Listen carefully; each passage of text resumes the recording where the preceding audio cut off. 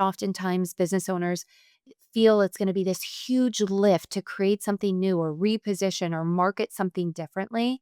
When in all reality, if they just changed a few words, one, they could charge more.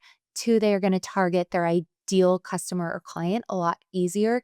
And three, the trajectory of profit is going to be much higher.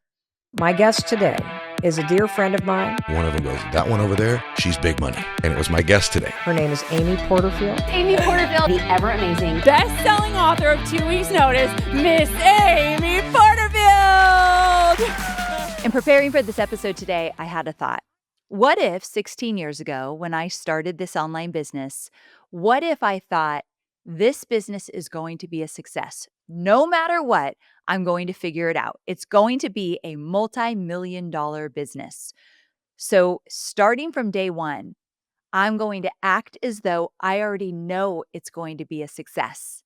I just wonder how I would navigate things differently, how I would take the challenges and the mess ups, how I would look at them differently if I already told myself, oh, no matter what happens, I know this business will be a multi-million-dollar success. I feel as though I would have made decisions differently. I would have beat myself up a whole lot less. I would have positioned myself probably differently. I think my confidence would have showed up faster in my business if I just assumed it's already done. In the morning, this is such a side note, but every time I wake up, before my feet hit the floor, I say, today is going to be a great day, so it's already done. It's already done. I've already decided. The universe is on my side. Today is going to be a good day, so it is done. And so what if I thought about my business in that way as well? And, it's easy to say that now, 16 years later, because in that first year, I was so insecure. Everything was so confusing. I had no clue if I'd have to go grovel back for my 9-to-5 job or not. But let's say even year 2 or 3, many of you are in year 2, 3, or beyond. What if starting today, you made the decision, oh, I know this is going to be a very successful business, so it is done. Now, let's operate from that knowing. I just think we would show up differently. I work with a lot of people that are around the 500K mark and want to get to the $1 million mark. It's through a program I call the Millie Club. And sometimes I notice that the women in there, they are wanting to make more money. And we're putting together a plan of how to get to $1 million year. And so they're starting to think, okay, maybe I should add this to the business or add that or change this. And I love that way of thinking. Yeah, we've got to think about what do we need to add, subtract, tweak. Of course, all day long, those are important conversations. But what I see happening sometimes is that they agree to add something that they don't even want to do.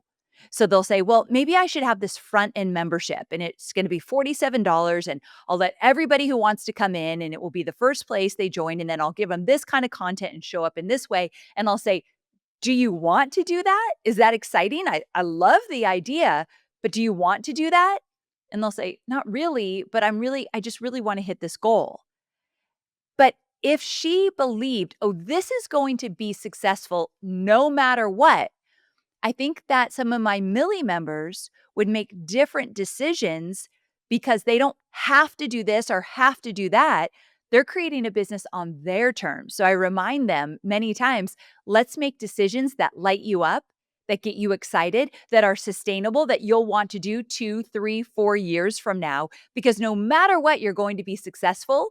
So let's just put that out there. And now let's make decisions from there. Don't you think that you would make different decisions if you adopted this idea that you're going to be successful in your business no matter what? It's only time. You only have to wait for it to happen, but it is happening. It's already in motion. Just think about that for a moment especially the next time that you're creating something, you're making a hard decision, you are at a crossroads that you need to kind of choose. Say, okay, but if I firmly believed this will be a multi-million-dollar business, probably sooner than I even can imagine, if I firmly believe that, how would I choose now? And I think that you're going to choose differently, more confidently. You're going to choose more in line with your values and what lights you up and what supports your family, that's where I want you to come from. So, why am I bringing all of this up? Well, today we're going to be talking about what it would look like to begin an audit of your business and really look at some different areas that I know you will find incredibly valuable because, my friend, I know you well, and what it would look like to self audit. But when you listen to this episode with my special guest, I'll introduce her in a moment. When you begin to self audit, and I hope you do, and let me just tell you, there could be a really cool chat GPT prompt that you could create to self audit. In fact, I'm going to do the research. I'm going to come up with it and I'll put it in my show notes. So the show notes for this episode, so amyporterfield.com/11, just the number 11, I will give you a really great prompt to take what you learn here today, but to expand it so that you can do a self audit of your business. Deal? Okay, so I'm just going to plant the seed now. Make sure to go to my show notes after you listen. But if you're going to do a self audit after this episode, and I hope you do, in your mind, tell yourself, okay, before I start this self audit, I will be a very successful business, whether that's $1 million, multi-million, maybe a 500,000, whatever that means to you. I don't care. I just want you to know what success means to you and then believe it will happen. And now do the self audit from there. I think it will make a difference. So, as I was preparing for this episode, that's what was going through my mind. And you know that I like to just share with you what's on my mind, probably a little too much. Okay, so as we dive into this episode, I want to tell you about my special guest. The woman you're about to meet is a powerhouse.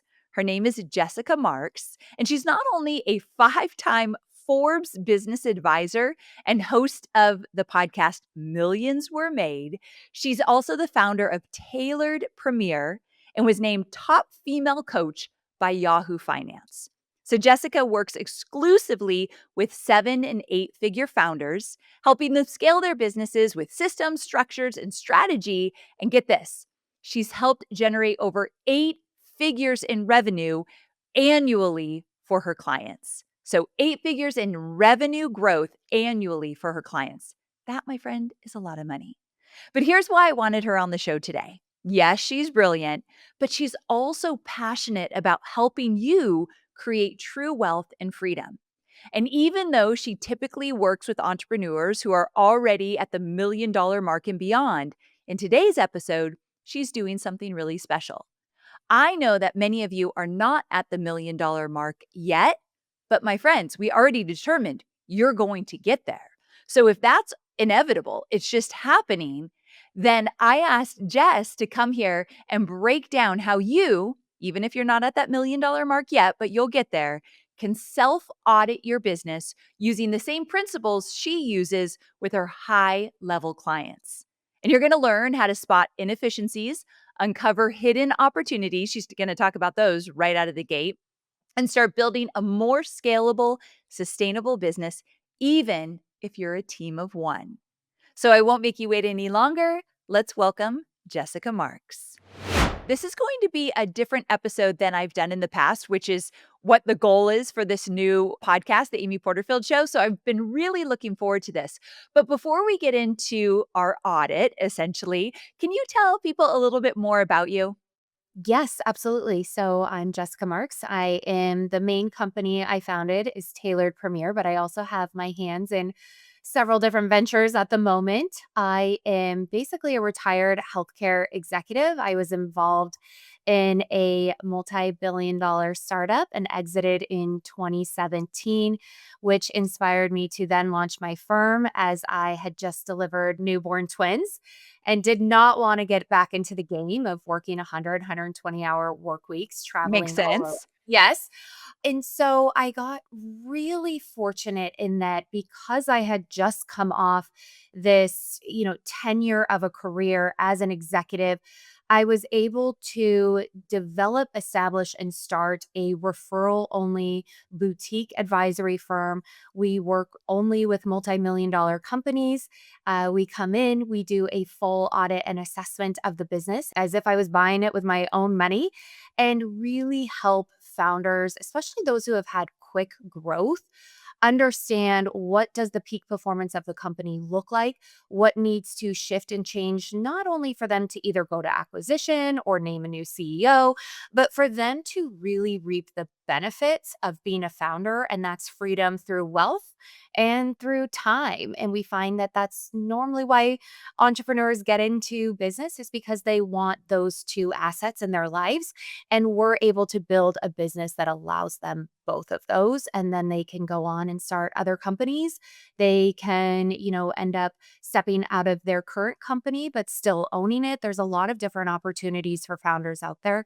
And we help identify which is the right route for their personal goals and what their company is capable of. Okay, so fantastic. Because in the intro, when I was setting up this episode, I had mentioned that you work with companies that are making $1 million or more. But the majority of my listeners are not there yet. They're going to get there, but they're not there yet. And so I wanted to do a special audit today for those that are listening that might not have that big a business, but their businesses are growing and they want to look at where the weaknesses and the strengths are and really figure out where they should be putting their focus. But before we get into a little role play audit, and I've set it all up for you, so I'll give you the scenario, and I know you're just going to hit it out of the park. But before we get there, can you talk a little bit about an audit? Like break it down for us a little bit in terms of what does an audit look like and why is it a powerful tool for business growth? Yes. And I think that your listeners have a huge advantage getting exposure to an episode like this at the stage of business that they're in. Because if you ask any 3 million, 5 million, $10 million, $20 million founder that comes to us, they wish they would have done this sooner. They Oh, wish yeah. that they knew this information and what to be looking at. Because honestly, there's some companies that come to us and we won't even take them as a client, because at that point there's too much to undo. There's too many bad Oh, habits, okay. too much of a disaster for something that we would even want to take on. And so, if you start a business, whether you're just in the infancy and you've only filed a DBA at this point, or you're doing a couple 100,000, what Amy and I are going to talk about today is something that you should be focused on no matter where your business is at. And this is how large corporations are running. They just have the team to be able to pull all of the information and data, and the executives in each department to be responsible for it. But you are that center point right now for the company, and it's much easier at your size and really valuable. So when we come in and we start every business off with an audit, because I can't give you information unless I know all of the data that's pertinent to your specific business. There might be thousands of other companies and competitors in your industry, maybe millions of competitors in your industry. But it is going to be custom tailored to how you've built your business, the team that you have, the offers, the results that you get. All of that is really critical. And we find just not enough business owners understand what to pay attention to, how often to be reviewing it, and then what to do with the information. Absolutely. I think these are a lot of questions that come up with with my students that are even making a few $100,000 a year. Yes. So to give an idea is that when we do the due diligence process, which is what a firm would do if they were going to come in and buy it, or a broker if they were going to take you to market, we're running through all of that data and information, and it has to be accurate. And we've often find a lot of the data and information that's housed within small businesses, even large businesses too, isn't accurate. People make mistakes. Numbers get skewed. Too many hands are touching the numbers. And so it all paints a picture that really isn't reality. And then you're making decisions off of that. And so we're taking all of that information and we're looking at where are all the strengths, where are some of the opportunities, where are some major risks that we see. And then from there, we're writing the entire strategy of, okay, here's where you need to focus over the next quick wins, which would be 30 days. And then here's where you need to be focused 60 to 90, 90 to 120, and then 6 to 12 months in order to really slowly turn the direction so that you don't sink the ship, and then be able to go on that trajectory of what the end goal is of you as the founder. Got it. Okay. So we're going to simplify all that today and really hopefully look at how my listeners can find the strengths, the weaknesses, the opportunities, the holes in their business in order to essentially, at the end of the day, make more money. And then when they're ready, start scaling that business. So I'm going to set you up with a scenario. Let's pretend that we're talking about Jane, and Jane is bringing in about $250,000 a year, around a 35% profit margin. She has two digital courses and one membership. Okay. And she has an email list of around 4,000 people. And her goal is to hit 500K in revenue this year. So last year she did 250K. She wants to bring in 500K. Maybe that's like way too high and you're going to suggest against it. So I want to know all of the information you would tell her or ask her. I think there's probably a lot of questions you would ask her. So the goal of this episode is my listeners will go back and ask themselves these questions. But can you walk through how you might guide someone like Jane to do essentially a self audit of her business? Yes. Okay. So 250K wanting to get to 500K, 35% profit, which is good, especially if Jane's paying herself in that. But if she's not paying herself, we want to look at that. She And then might not be. Yeah. okay. Email list of 4,000, which is great. So a couple things is one, if I wasn't doing a full audit and I was just having a conversation with Jane, I would want to know what has happened in order for her to get to 250,000. So what were the wins? What are the programs that have worked really well? What are the clients and customers saying about these digital courses? What is the result that they're getting out of that initial sale? And then what are they still craving? What are they wanting more of? What is the next step? And then how has she been positioning herself?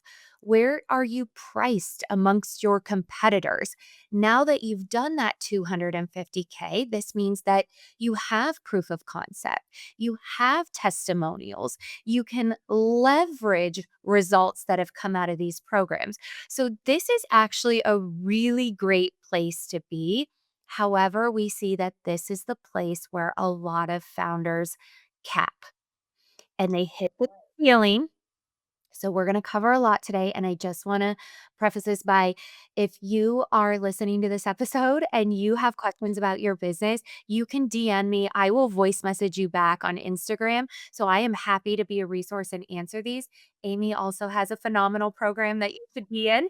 But I'm going to answer as much as I can today with this little bit of information. So, if we were looking at these two signature offers that she has with these courses, I would want to know based off of price, is it ever an objection? Are people just saying this is a no brainer? They're signing up. And if so, I would want to look at the curriculum and see is there a way that we can restructure this? Because what this business needs is an ascension plan. What we do not want as founders is we do not want clients coming to us to be a one-time purchase and then move on. Because the cost of acquisition to get a new client, either time or money, is costly. And so, if there's a way that we can build an ascension model or an ascension ladder, and for those listening who might not know what that is, it's basically increasing the lifetime value of every single client that works with you. So, I'm just going to make up my own numbers for Jane. Yeah. Let's just say Jane's initial course right now is, or her signature course is 997. What I would wanna do and the conversations I would wanna have with her is if we're seeing a lot of volume come in at 997, we may wanna adjust the price point, which will automatically make you more profitable. That's one route we could go. Another route we could go is we could look at the curriculum that's in this course and we could break it out into 2 to 3 different courses. So maybe for 997, you are just getting all of the basics and the foundation. And then once you complete level 1, you're then invited to come up into level 2. And maybe level 2 is the second half of the course where it goes a little bit more in depth into business or wealth or health or whatever it is that your course is relevant to. Maybe they also get a little bit of additional support.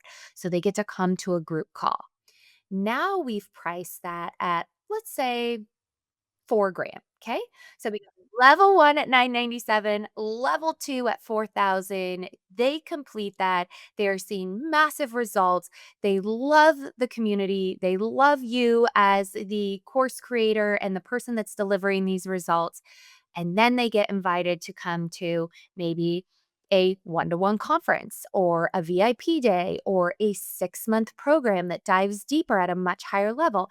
And let's just say we price that at 10 grand. I'm going to use basic numbers.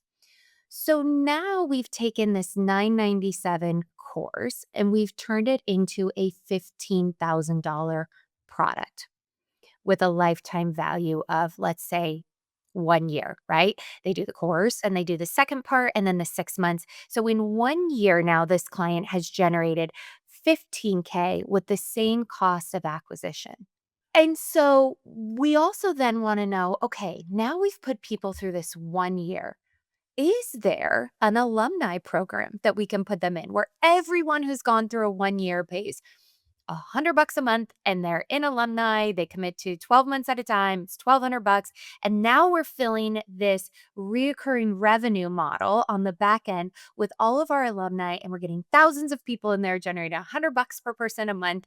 And we are also creating raving fans who are then telling people, like, once you go through, Jane's program, you then become an alumni, and the alumni group is so valuable. There's so much business exchange or so much advice being had, and you've created this journey that you're able to take your clients on or customers that get these phenomenal results because you're focused on more than just an initial sale. Yes. Okay. So here's what I'm loving about this, that you're not saying create a bunch of different programs to meet a lot of different needs of a lot of different ideal customer avatars, but you're saying you've worked really hard to attract this one student slash customer who spent 997. Now let's create a plan where we can grow with them. Essentially, we can go on the journey with them and offer things beyond that initial course so that they're staying in your world longer. Because I think you and I both know it's hard to acquire a new customer slash student, but once they're in their world, your world, it's a whole lot easier to encourage them to go to the next level. Is that what you're thinking? It really is. And here's the thing, I think people throw the whole kitchen sink in the initial offer. So when their clients become overwhelmed or their customers, they don't finish the course or they don't finish the program or they don't show up or they don't implement because they are so overwhelmed with this information overload. I think, too, we're seeing a trend, and it's a good trend, of people not wanting to just make an investment and then be left on their own to really figure it out. They want longevity. They don't want to bounce around from course to course or service provider to service provider. And so you're really doing a disservice if you're not getting to know that customer so well, and where does she want to be a year from now, 2 years, 3 from now, years from now, and how do we accommodate that the whole way through? The other thing that Jane's probably not doing, because we see a lot of business owners make this mistake, is there's no internal marketing happening. So they're so focused on getting the next sale, selling the next course, and just new customer, new customer, new customer, that what she doesn't realize is that over the last 3, 4 years, as she's built this $250,000 business, she has this whole container of purchasers that have believed in her enough and believed in the product enough to buy that initial course.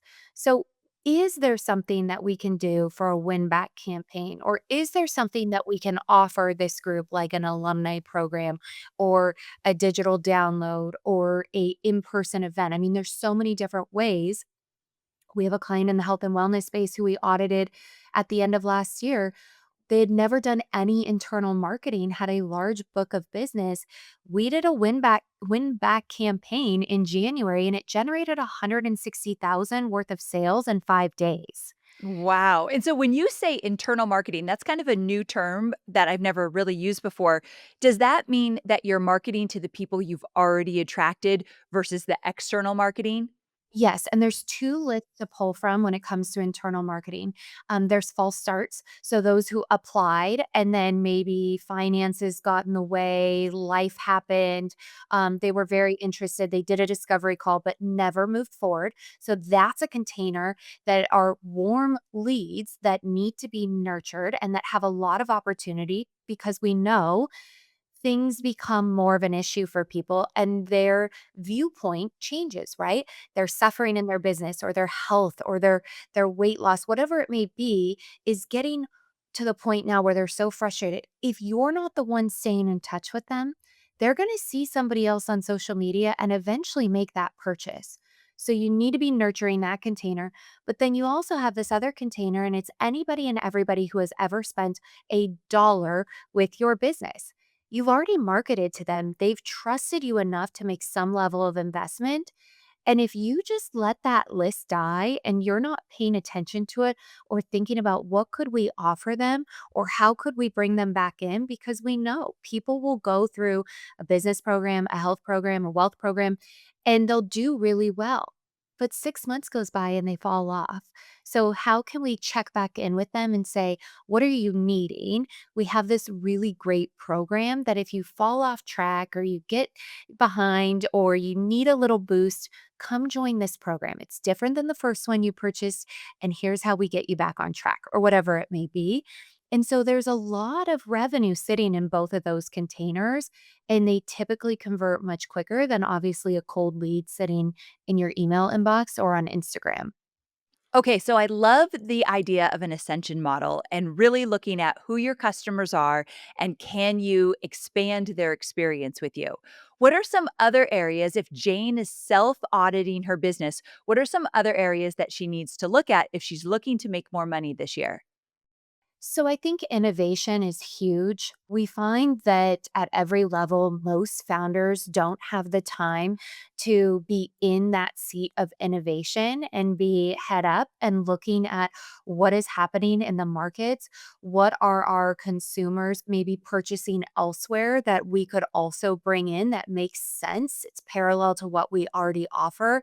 And so what happens is, and I mean, there's a prime example of the taxi companies and Ubers that I use all the time.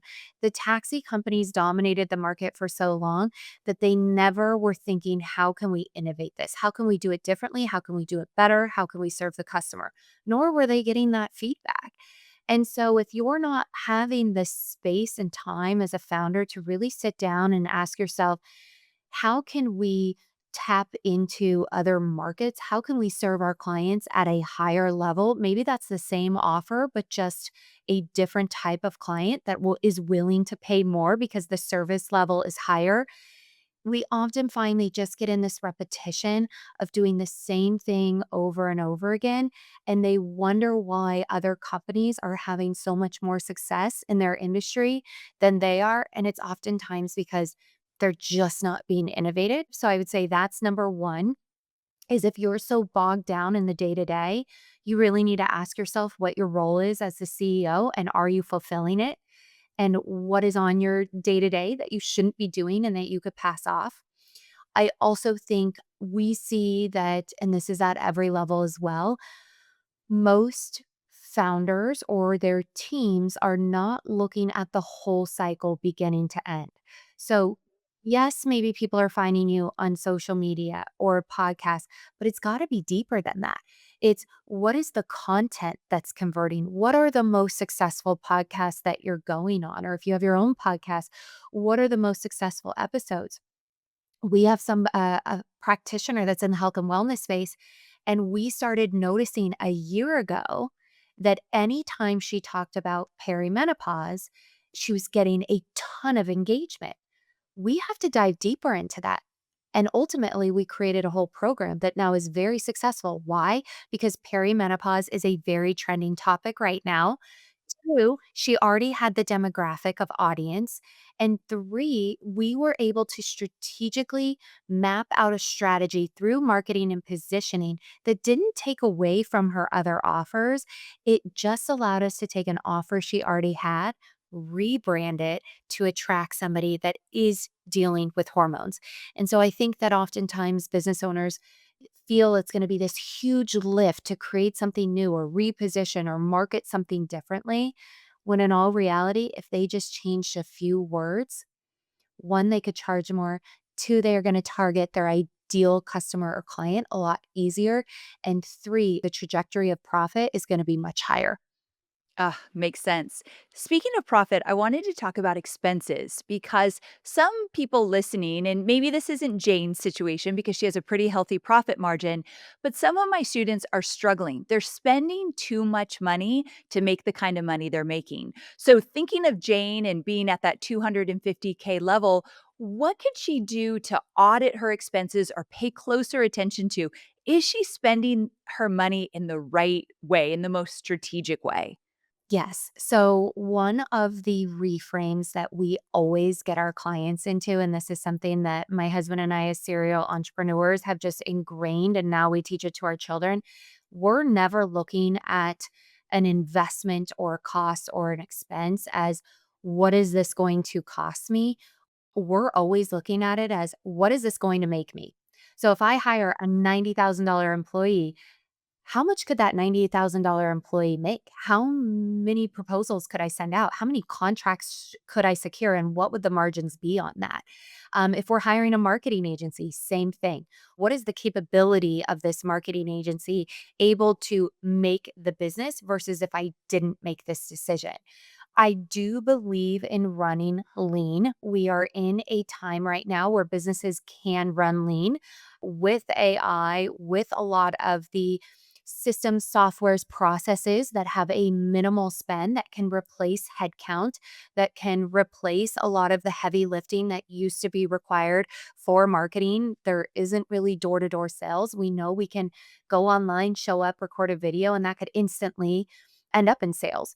And so, really understanding that, yes, a business has to spend money to make money, but where do we need to leverage those investments in order to really grow and scale versus where are we investing money because we feel pressured to, or we feel like everybody else is doing it, or we just think that we have to have this in the company to be successful. When in all reality, we see companies in the same sector that we work with, and there's some founders, the way that they've structured their companies can run really lean, where others, because of the offers that they have or the services they provide, they've now had to hire this really high headcount. And then we challenge them on, is that necessary? And here's how we can look at that. So, if you're somebody that's just starting out, you have a huge advantage because you see every single line item that hits your P&L. You feel it every time you write that check or swipe that credit card. As your business grows and scales, there's just a lot of expenses that just are required and they happen and they're on, monthly retainers, or they're on auto pay. And so sometimes at the end of the month, you're like, wow, how did we get to 50,000 in expenses? And it requires a lot more auditing and due diligence versus you have a huge benefit when you're small is that stay in the know where that money's going, have a budget, and then really be willing to adapt or invest in some of the areas that might not feel like they make sense, but can really be the determining growth factor. Advisory, mentorship, coaching is one of them. It's scary, but they cannot promise you an outcome, right? Because a lot of it is on relevant to what you do with that information, but it is critical to getting to the $1 million mark. Oh, amen to that. I talk about that all the time. I would not have the business I have today without investing in coaching and mentorship and masterminds and conferences. So I can get behind that all day long. But one of the things I was thinking about when you were discussing auditing in different ways, Jane doesn't yet have a team. She has a virtual assistant. And she needs to hire her first real hire, whether it be a part time contractor or full time employee, whatever it might be. I'm curious, what do you think Jane's first hire should be, knowing that she creates and sells courses, has a membership? She doesn't really do big contracts or have clients. She has students inside her membership and courses. So I was curious about that. And number two, What are some of the big mistakes you've seen your bigger company owners make around team building so that maybe Jane can look ahead and say, okay, when I get closer to that point, I'm going to be really careful about these different elements related to hiring? Yes. So the conversation that I would have with Jane is, where are we going? Right? Where do you want to be? So if you want to be at 500,000, you need to run this company like it already has 500,000 in sales. And we find, and this is, I find $10 million founders making this mistake in that they hire for where they're at, not for where they're going, number one. Number two, they don't fully understand what the company needs, not just right now, but 6 to 12 months from now. So, from a skill set perspective, from a culture perspective, from a capabilities and background of what this person needs to have in order to get them there. And so, one of the exercises that we run through with our founders who are looking to name a COO or even a CEO is, let's really hone in on what you're doing for the business over a 2 week period. Write down every single thing. Even if you're embarrassed to say that you're still doing this for the company, we need to know. And then what is the time associated with that? And then we're able to go through, and sometimes they have a list of over 100 things. And when I get done, there's about seven that I highlight that they should actually be doing. So then you've got this list of 93. Well, that's not a single role. So then we need to go through and extract, okay, if we were going to create a role out of this, is it marketing or is it operations? Is it client experience? Like when we look at this, where is the majority line items can be funneled into an actual job description so we don't make a wrong hire and expect this person to do all of the things in the business and they're not successful at it. And so for Jane, I would say it's either probably going to be a marketing so that she can really get as much exposure as possible and that they can be internally and externally marketing. Or it's going to be a client concierge role, which means once the sale is complete, Jane's not having to focus on any of the deliverables. If someone can't find a login to the course, if somebody wants to promote into the next level, if somebody wants to, make a suggestion or leave a testimony, that's all handled by the client concierge. So she can really focus on new business development versus what is happening in the day to day. But the job description is so critical for that because that's one of the things that we audit is when we look at an org chart, we ask to see the job descriptions of what these people were hired for. Very rarely match up. And we're like, well, it's no wonder that operations is suffering because you have operations doing accounting and bookkeeping, and this person has zero experience in accounting and bookkeeping. So, no wonder the numbers are skewed and the data is wrong. And so, really teaching them that even a small business should have departments just like a corporate company. That was big what you just said. Even a small business should have different departments, just like a really big company. I got to tell on myself real quick. Years and years ago, so I've been in business for 16 years. So this might have been 10 years ago, but I was still making millions at that time. And I got to tell you the huge mistake I made.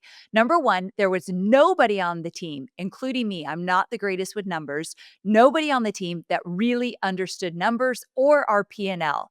And so we had a bookkeeper, but that's very different than like a fractional CFO. We did not have that role in the company. I wish I had hired a lot sooner. But I had my poor assistant at the time. She was my personal assistant when I lived in Carlsbad. We had her pulling all the numbers and delivering them in a binder to me every single month. The poor girl had no idea what these numbers meant. She didn't understand finance, and she was so stressed every single month. And then I realized I have a multi-million dollar business and I literally have not one person in the company that even understands how to put together the numbers or analyze them. And so this is something I should have done a whole lot sooner. So just to kind of put a punctuation point on what you just said, first, the owner understanding her own numbers is so very important. And there's a lot of education online to help you understand a P&L and making sure that every month you're tracking appropriately and understanding your numbers. But number two, starting to think about potentially a fractional CFO, even part-time, even 10 hours a week or whatever, 10 hours a month, even someone to help you navigate the numbers. Would you agree is a really important role? Absolutely, because here's what I always try to drive home. I know that there's a lot of fluff on the online space of if you can dream it and you can achieve it and you can manifest it. And as somebody who has actually sat in the boardrooms of a multi-billion-dollar acquisition and I oversaw the entire national sales team, not one private equity or VC or investor was asking me what I felt the numbers were going to be like or what think we were capable of doing. It's facts, and you live and you die by those numbers. And small businesses need to run the same exact way because every large company you look at was once a $250,000 business. They just made a decision very early on. I'm going for it, and I'm going to do everything that's required in order to make this company as large as it is. And they don't get there on just a belief. Like there is a lot of strategy that goes into this, and there is a lot of assurance in cash flow. So when we make decisions with our clients, we're not just going off of historical data. We understand what's coming down the pipeline. We know what their launches are. We know what the marketing efforts are going to be. We know how we can play around with the expenses if we need to, so that these large investments, sometimes to the tune of seven figures, feel a lot easier for our clients because they see the numbers that are facts, not beliefs, and they understand, okay, yeah, the company can support making this type of decision, or I understand how we're going to recoup this expense. And it makes decisions as a founder a lot less gut wrenching because you understand it and you know what the business is capable of. Where when you're going off of a wish and a prayer, that's when you start to have the anxiety and the doubt creeps in and you don't feel comfortable making investments because you don't trust that you're going to be able to make it back. Oh, so very true. Definitely. Okay, so with that, that leads me to something that you mentioned, and then I took us on a different tangent there, but different departments within your company. So let's say Jane, she doesn't even have full time employees yet. So would you say before you break up your company into, let's say, operations and marketing and customer experience, maybe content or community, before you're able to do that, you would need to have the players to be able to run those departments or no? No, I don't think so. And here's why. If I'm making 250K a year or even less or 500K a year, now is the time to start dividing the company into these divisions. And how you do that as a founder is that you make sure that you have these reporting structures in place, that you have these dashboards, that you have SOPs. So, how frequently are we looking at the back end insights of the website? Or how often are we looking at ConvertKit or MailChimp numbers? And what do those need to be? What they should they look like? What are the goals that we want to put in place for open or click rates? And you start setting that up. So even if it's a folder in Google Drive that says, here's the marketing department, and you're the one feeding that information in, and you're creating the SOPs or you're using AI to create SOPs, then when you bring somebody on, whether they're 1099 or W 2, you can say, this is where we house all of our marketing data. Every single month, a new folder needs to be created that says April 2025. And in there, it should have every single week of that month in a folder. And I could pull it up at any time. This is so important because when you go to sell your company or when you go to raise, you have to have all this information and it has to be very organized. And they want to see it for the last 5 years, 10 years. If you start now and it just becomes part of the process as a small business owner, as you layer in team, you've now set the standard of excellence that if that information is not in there on any given week, and I, as the founder, go in to find it, there's an issue, right? Someone's not doing their job. It will also create so that anytime, anywhere where you are, you could pull up information and see sales data, marketing data. You can see financials. And we do this for our clients' companies. We have full access. So I can click a client's link and I can see live their dashboard. How many sales came in today? What are the monthly expenses? And it's very important that I have that information because if she pings me this afternoon and says, we just got approached with this really incredible opportunity, I'm not having to ask her, where are sales at for the month? How much inventory do we have on hand? I can pop that up and see it at any time as if I was on the board or the CEO. So start now so that you're not bringing on team that doesn't understand what you need to see as the founder and CEO. Absolutely. And I just want to plant a little seed. This is something we don't talk about on the show because so many of my listeners are building their businesses from scratch and they're not at that $1 million mark yet. However, I wish when I was in my first, second, third year of business, someone said, one day you might want to sell this business because I think more women need to sell businesses and buy businesses. And I wish someone would have said, look, you're not even thinking about it now. Right now, you're thinking how to make an extra $100,000 to hit your goal. But one day you might want to sell. So let's start thinking about how to build a business that could sell for $10 million or more, something crazy, even bigger than that. So, whoever is listening right now that you've never even considered it, put a little seed in your mind of maybe one day, who knows? Because I do think, Jessica, you operate differently if that is something that could potentially be on the table. Yes, and when you build to sell, you don't have to sell. And here's what I mean by that is that a lot of our clients, when they come to us, because it's been this next level girl boss move, sell the company. I went through an acquisition. And I will tell you, other than maybe Allison, who just sold Poppy, there's not a lot of women that exit companies and it's life changing. So we're seeing it and we're hearing about it. And oftentimes it's literally somebody coming in and buying the debt and the founders walking away with maybe a few $100,000. These are not life-changing acquisitions that are happening.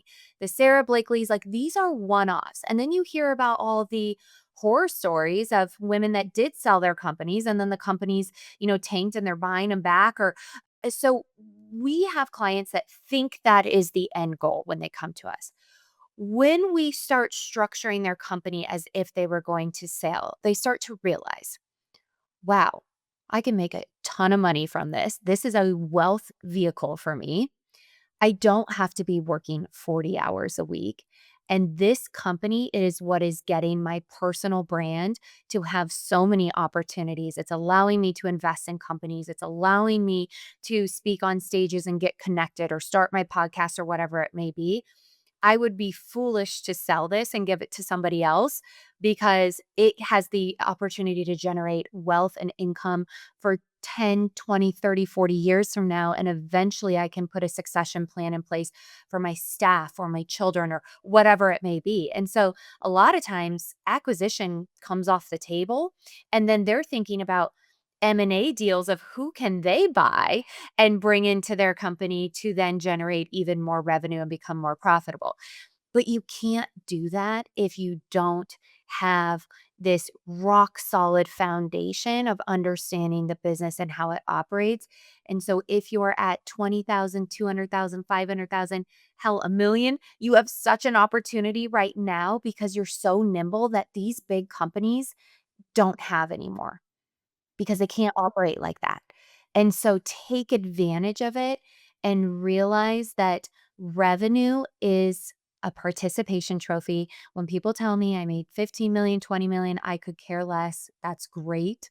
But I want to see the actual behind the scenes. I want to know how much money you're making and how hard you're having to work in order to get to that 20 million. So please keep that in mind as you see all these glorified revenues on social media, which I think a lot of them are made up, that you have an opportunity now to build something 30 times more successful than these founders that went before you because there's so much more information out there like these podcasts that allow you to do it in a way that's going to be really sustainable and not require as much of you as the founder. I love that way of thinking. I love that angle that you just kind of set up because I think some people listening, they're like, whoa, that would work for me. I like looking at things that way. When you were talking, it made me think you work with a lot of entrepreneurs who have these multi million dollar businesses, and they don't necessarily come to you because they're broken. You said in the beginning, many of them are looking to scale and looking to do bigger things and new opportunities, but they want to make sure that what they have is sustainable and scalable.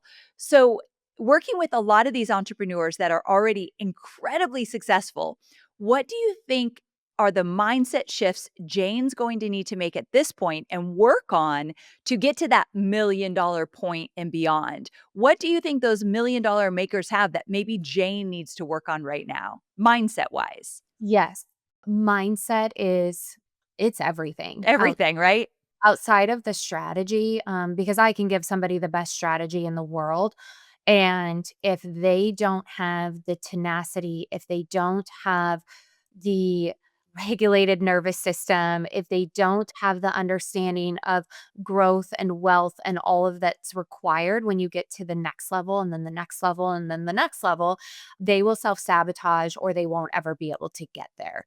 We're very fortunate that 90% of the women that and men that apply to work with us at their level, they've already invested into either some type of private advisory that focuses on mindset or limiting beliefs or healing trauma or whatever it may be. And so they are a candidate. But every now and then I do get on the phone with somebody that has a $3 million business and they have that victim mentality or that scarcity or they're blaming everybody on their team. And we instantly will deny an application and we will suggest that they go and work with one of our resources that can unpack why is this happening? Why are you blaming everybody else? Because we know that they've capped and they've capped not because of the business's potential, but because of their own potential. And so I think that there's a few factors that are critical for success. And I don't think you're born with them. I don't think it matters what your upbringing was like. I think it's the level of commitment that you're willing to put into changing those beliefs and shifting that mindset to be able to be a very successful founder. And so if you are somebody who hasn't done that, I would invest there before you invest into any type of strategy. And I would really dig deep into like what you currently think you're capable of and then how you could be capable of so much more. But I will say I talk with founders at every level. People come to us when they're thinking about starting a business and I can tell within 20 seconds if somebody's going to be successful or not. You know. Because how?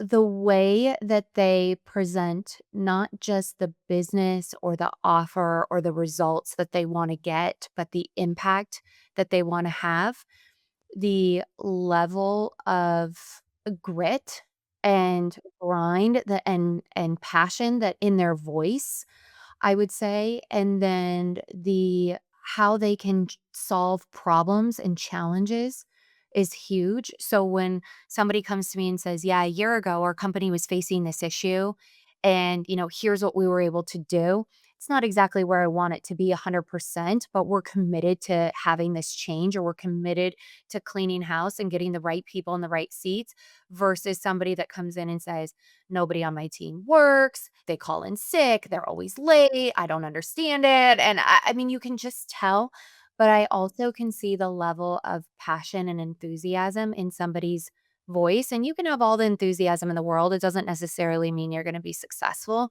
But if they have enthusiasm, but they're also open to not being the smartest person in the room and getting that advice and immersing themselves into business development, they'll be successful. Oh, yeah. I say if you're coachable, you're already winning right there. So many of my students that come in, when I notice, oh, you're very coachable, I know they're going to see results. So I totally agree with you on that one. Okay. So to wrap us up, let's talk about Jane. Jane wants to get to that 500K. She doesn't really have a team, but she has aspirations to have a multi-million dollar business. She's in it to win it. What would be your final parting words of wisdom for Jane at where she is now, knowing what you know about the businesses you work in with the multi-million dollar businesses and the successes they've had? Yes, 0 to 100 is the hardest. If you can get to 100,000, you've got that proof of concept. So when I hear you talk about Jane and this 500,000, I think Jane's actually probably shooting a little too low, aiming too low on what the business is capable of, especially since she just has these 2 signature offers and 4,000 people. 4,000 people don't sign up for your email list because you have nothing to say, So right? true. There's obviously a level of value. There's a level of respect in how she's marketing, what she's doing. And so I would say the business is already capable of hitting 500. She just needs to step back and be able to see what is the easiest, shortest way to get us to 500. Because once we get to 500, we'll be able to jump to a million with that. And so, Jane, you need to step back. You need to look at the data. It is telling you something and I bet it's screaming loud and clear. You need to also decide what is the full lifetime value capability of our client or customer and what are they craving more of? What is the result that we're getting? And so, one, how do we get more volume in the door? But then, two, once that volume's in the door, how do we easily expand upon it to bring in what I call no brainer revenue? It is just sitting there staring her in the face. And I would imagine the 500K can happen very quickly with small shifts and changes. Nothing that we're ever implementing is like, let's burn this whole thing to the ground and start over. It's, have you thought of doing it this way? Or why isn't there a level two? Why isn't there a level three? What are your customers saying as they leave? Let's look at these offboarding surveys that you're taking and then let's build off of that.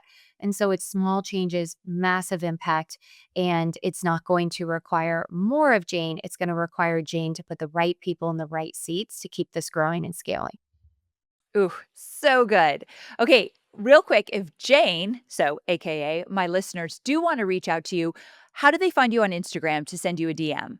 Yes, on Instagram, I'm at the Jessica Marx, Marx, and I have my own podcast, which Amy was on, which is a really great episode that really ties in nicely to what we're talking about, called Millions Are Made. And every single week, it's either me giving you tangible business advice that you can apply right now, or guest speakers coming on who have gone where you're looking to go, sharing their insights and their value, because we really are in a capacity right now where everything's at our fingertips. And so you should be leaning into all of this information and guidance that's out there. The Millie Club would also be a great place for you guys to start and join, because that's where you're going to not only get to the next level, but you're going to meet the next level of entrepreneurs also going to that level. And they're going to be critical when you're in the millions to have that network to surround yourselves with. Oh my gosh, I so love you saying that. So appreciate it. But also, Jessica, there are people listening right now that are at that $1 million mark. I have many million makers in my business as well. I shouldn't say many, but a good handful. And so, what if they did want to work with you? How would they go about that? Say that Amy referred you, because we're referral only. Is have an application. We'll be the first to tell you if you're a good fit, not a good fit. We turn down more than we accept for good cause. We'll let you know where we think you should focus before you come to work with us. That could be a rebrand. It could be a lot of different things. So we'll give you that advice. We'll connect you with the right people. But if you happen to be the right fit to go through our audit, we'll explain the whole process to you and what we think the outcome will look like for a business of your size and the industry you're in. So, where do they go to check that out? Yes, they can go to tailoredpremier.com, and all of those links are included too on my Instagram if you connect with me there. Wonderful. Well, Jessica, thank you so very much for walking through Jane's journey and helping her get to that $1 million and beyond mark. And just thanks for being on the show. I so appreciate it. Thank you, Amy.